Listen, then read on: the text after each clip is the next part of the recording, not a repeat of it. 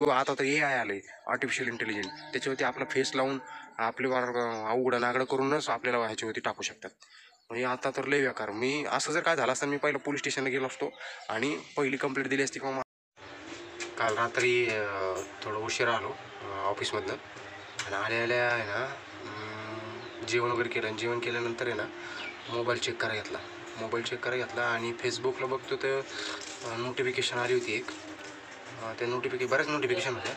त्याच्यामध्ये एक notification check केली. त्या नोटिफिकेशनमध्ये आहे ना, एक असं नोटिफिकेशन होतं जसं की ते फेसबुककडनं आले. म्हणजे नाही का, मॉनिटायझेशन ला काहीतरी प्रॉब्लेम आला आहे आणि एका व्हिडिओमध्ये व्हायोलेशन पॉलिसीचा काही केलं आहे असं काहीतरी आलं होतं. तर मग मी ते जाऊन चेक केलं. त्याच्यानंतर ते नोटिफिकेशन बघितले तर ते ॲक्च्युअलमध्ये ते पेज होतं, फेसबुकचं पेज होतं. त्या फेसबुकच्या पेजवरती गेलो मी. त्याच्यानंतर तिथं त्या पेजमध्ये जेव्हा मी त्याच्यावर क्लिक केलं त्या नोटिफिकेशनवरती, तर ती ॲक्च्युअलमध्ये ती नोटिफिकेशन होती. तर त्यांनी माझी व्हिडिओ शेअर केली होती आणि शेअर केल्यानंतर जेव्हा मी त्याच्यावरती क्लिक करतो त्या टायमिंगला तो त्याच्या एका पेजवरती जाणार आणि तिथं एक लिंक दिलेली, त्या लिंकवरती क्लिक करायला त्यांनी तिथं मेन्शन केलं होतं. तर त्या लिंकवरती क्लिक केल्यानंतर आतमध्ये एक अशी डिटेल्स होती की त्याच्यावरती म्हणजे तुमचं लॉग इन ID, पासवर्ड, जो तुमचा मोबाईल नंबर, ईमेल ID वगैरे तो सगळा एंटर करायचा आणि सबमिट करायचा आणि हे सगळं 24 तासाच्या आत करायचं असं त्यांनी तिथं मेन्शन केलं होतं. म्हणजे कसला गंड्या घालायचं काम चालू. म्हणजे आत्ताची एवढी मी मेहनत करतो, त्या फेसबुकवरती व्हिडिओ वगैरे टाकतो. असं जाऊ द्या, ही मेहनत तर जाऊ द्या, आम्ही असा विचार करतो की आमच्या लाईफ टाईमचे सगळे मुवमेंट फेसबुक पेजवरती, यूट्यूब पेजवरती राहावेत म्हणून आम्ही ते टाकतो.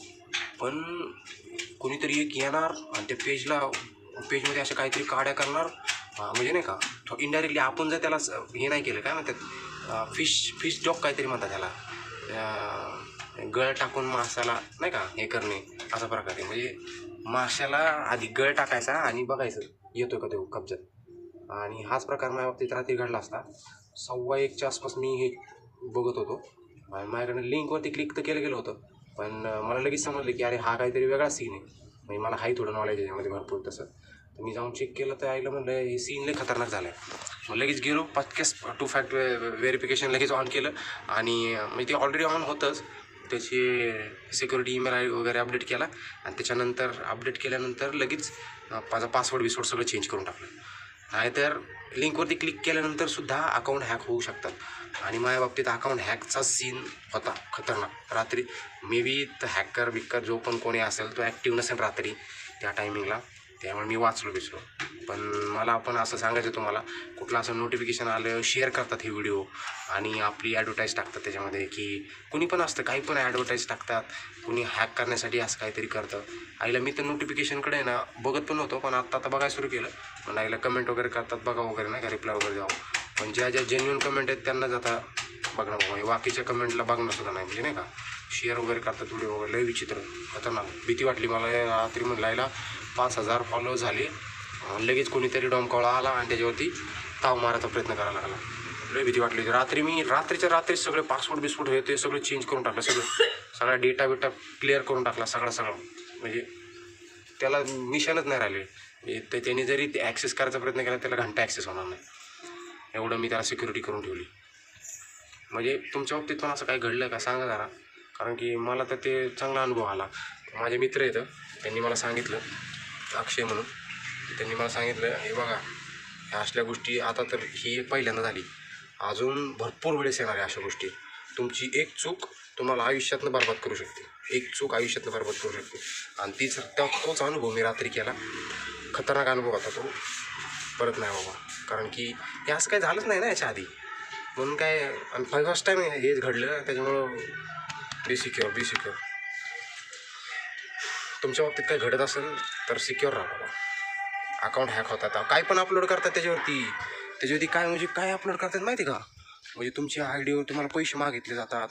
परत तुमच्या ID वरनं तो नाही का तुमचे व्हिडिओज डिलीट केले जातात. किंवा ते जाऊ द्या, त्याच्यावरती वेगळं काहीतरी कंटेंट टाकलं जातं. म्हणजे वेगळं काहीतरी न्यूडिटी, काहीतरी कसले फोटो टाकतील, कसले तरी व्हिडिओ टाकतील, आपल्याला बदनाम करतील. किंवा आता तर AI आलंय, आर्टिफिशियल इंटेलिजन्स. त्याच्यावरती आपला फेस लावून आपले अवघडं नागडं करूनच आपल्याला ह्याच्यावरती टाकू शकतात. म्हणजे आता तर लय बेकार. मी असं जर काय झालं असतं मी पहिलं पोलीस स्टेशनला गेलो असतो आणि पहिली कंप्लेंट दिली असती किंवा माझं पेज वगैरे हॅक झाले आणि बघा नाही का आता इथून पुढे जी ॲक्टिव्हिटी होईल त्या पेजवरती ती माझी नसेल, दुसरं कोणाचं असेल. काही पण पॉलिटिकल व्हायलन्स टाकू शकतात बाबा.